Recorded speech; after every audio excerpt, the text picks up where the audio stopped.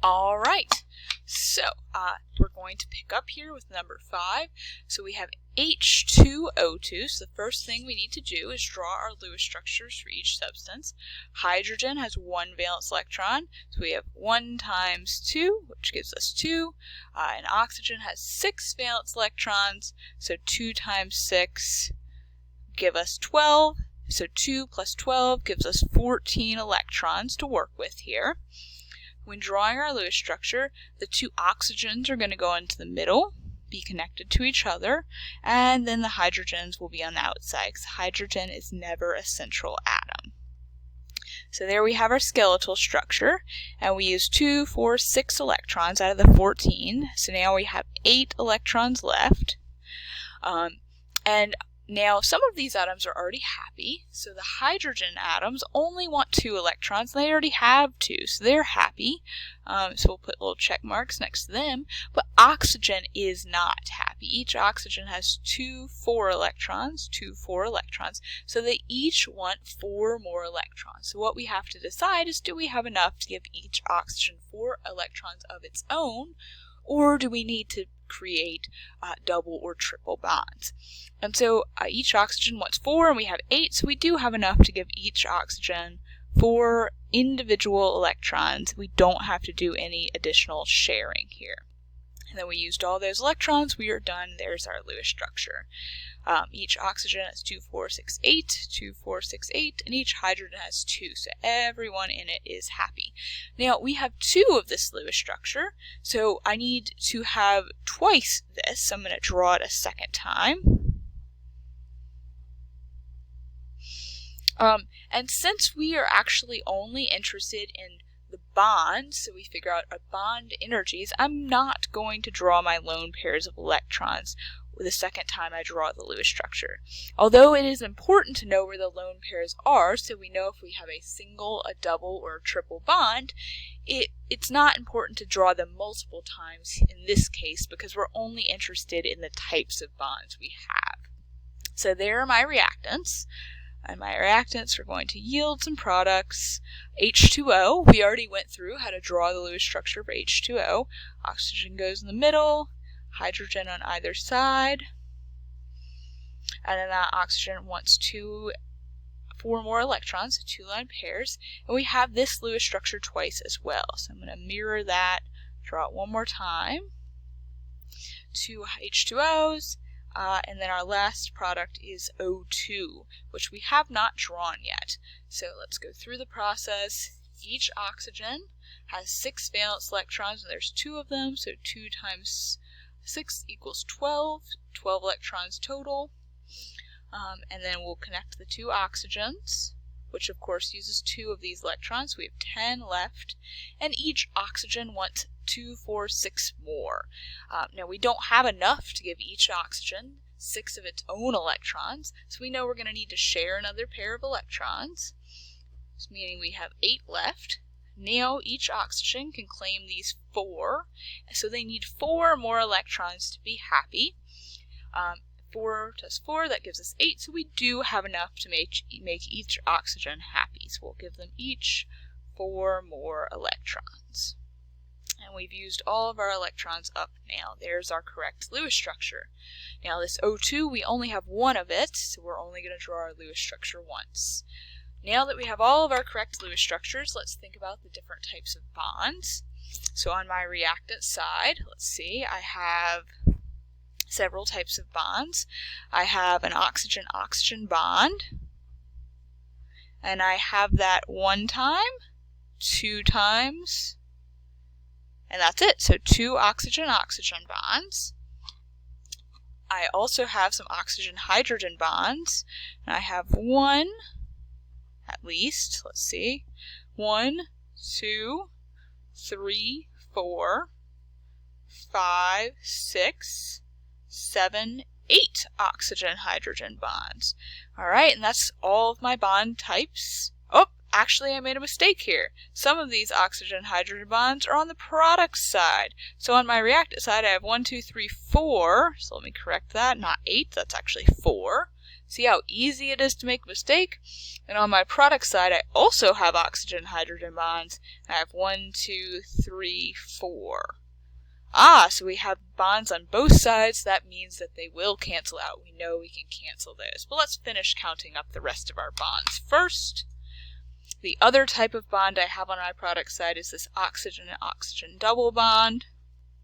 And we have just one of those.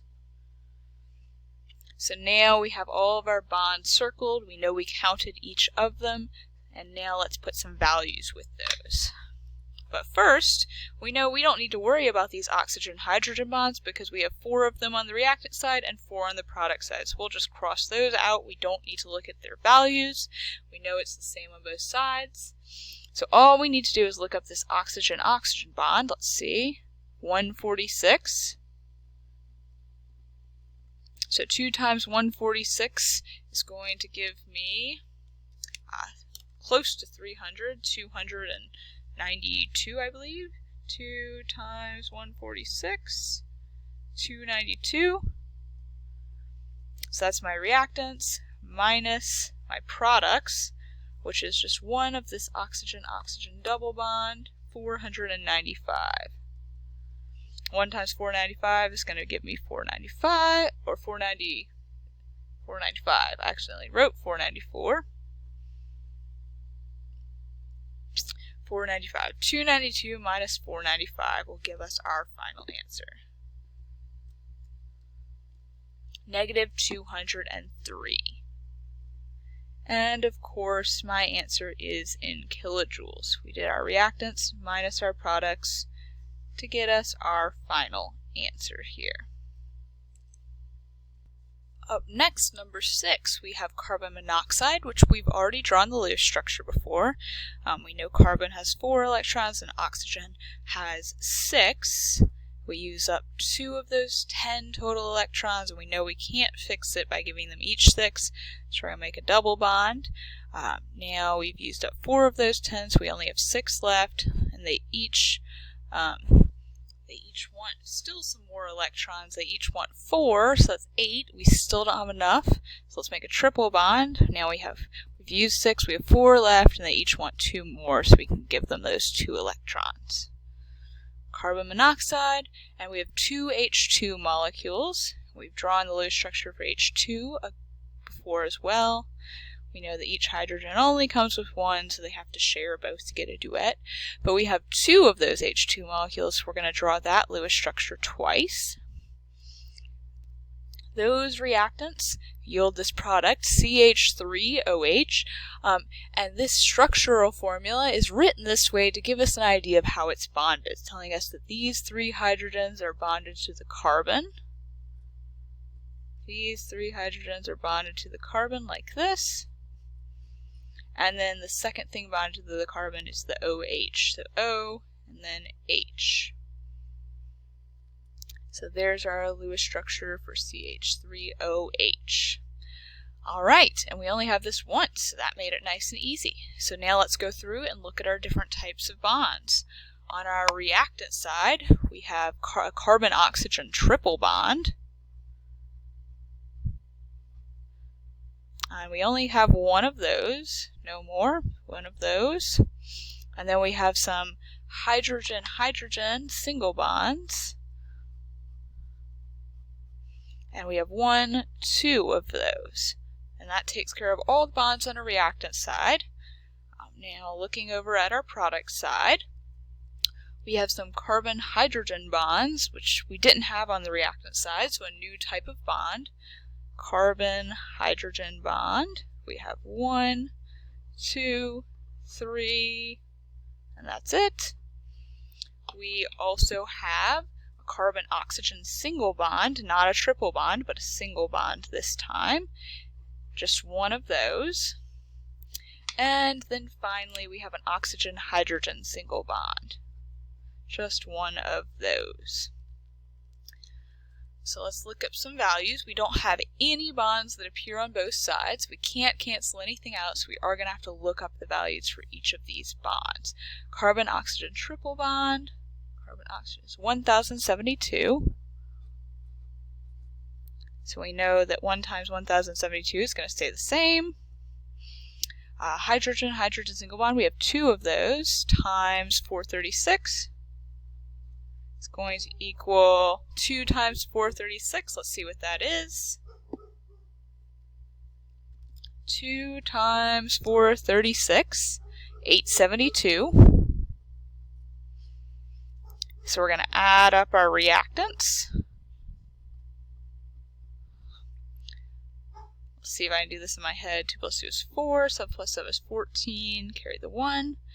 9, 1 plus 8 is 9. 1,944 on our reactant side, minus whatever we get on our product side. So 3 carbon-hydrogen bonds. Carbon-hydrogen is 413. 3 times 413, 1239. 1 carbon-oxygen bond, so that's 358.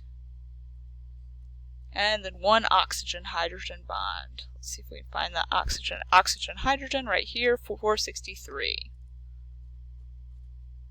And then we need to add all these together to get the sum of our products. 1239 plus 358 plus 463. 2060. And then, of course, we're going to end by doing reactants minus products. So let's rewrite that over here. 1944 reactants minus products, 2060. Minus products equals our final answer.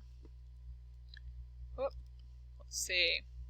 1944 minus 2060 gives us negative 116 kilojoules.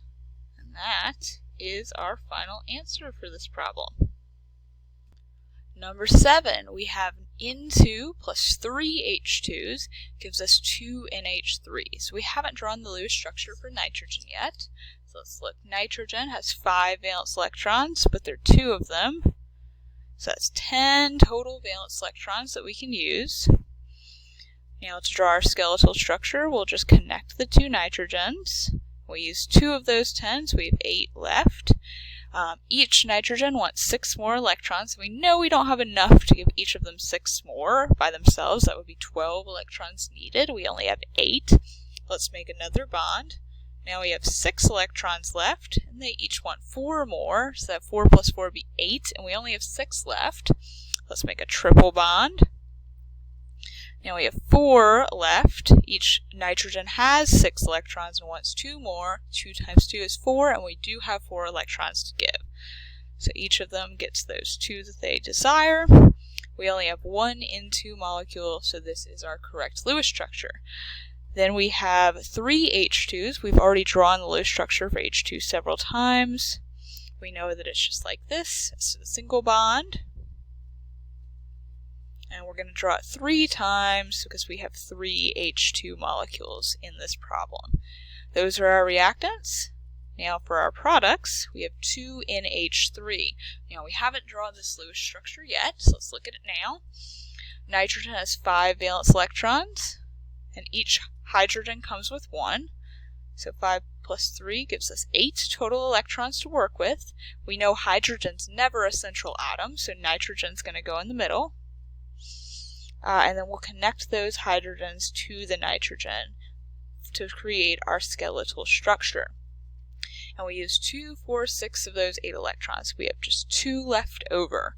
Now, all the hydrogens are already happy because they already have their duet, meaning 2 electrons. But nitrogen is unhappy because nitrogen only has 2, 4, 6 electrons, and nitrogen wants an octet. So those remaining 2 electrons are going to go to the nitrogen. And now we've used up all of our electrons. Now, we actually have 2 of these NH3 molecules, so I'm going to draw that again. But this time I'm not going to worry about drawing those lone pair electrons because I know they won't matter for these bond energy problems. Alright, 1 N2, 3 H2s, and 2 NH3s. We've drawn all of our reactants. So now let's look at what types of bonds we have. Let's start with this nitrogen-nitrogen triple bond. And we just have one of this type of bond. Looking for its bond energy up top, nitrogen-nitrogen triple bond is 941 kilojoules. And then we have these hydrogen-hydrogen bonds, and we have 3 of those. 1, 2, 3 hydrogen-hydrogen bonds. 3 times, what's the value for a hydrogen-hydrogen? Well, 436. So 941 plus 3 times 436. Let's get a calculator. Let's see.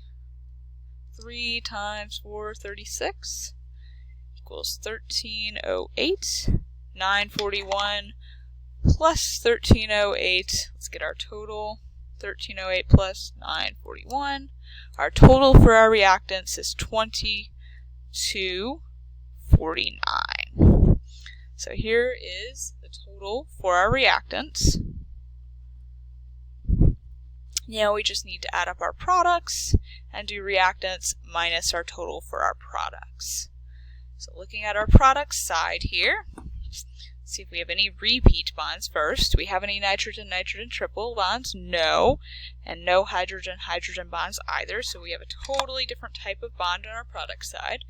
I see nitrogen-hydrogen bonds. Nitrogen-hydrogen single bonds. We have 1, 2, 3, 4, 5, 6. All of our bonds are nitrogen-hydrogen single bonds. So 6 times the value for that bond.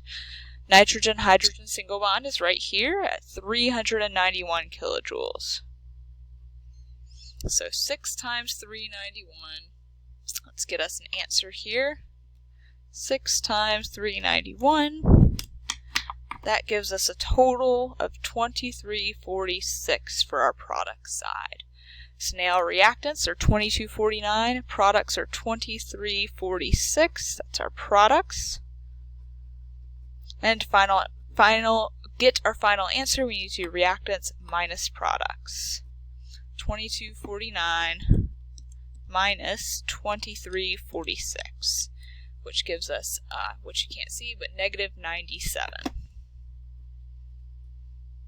And our units are kilojoules. And box that final answer in real quick. That is the end.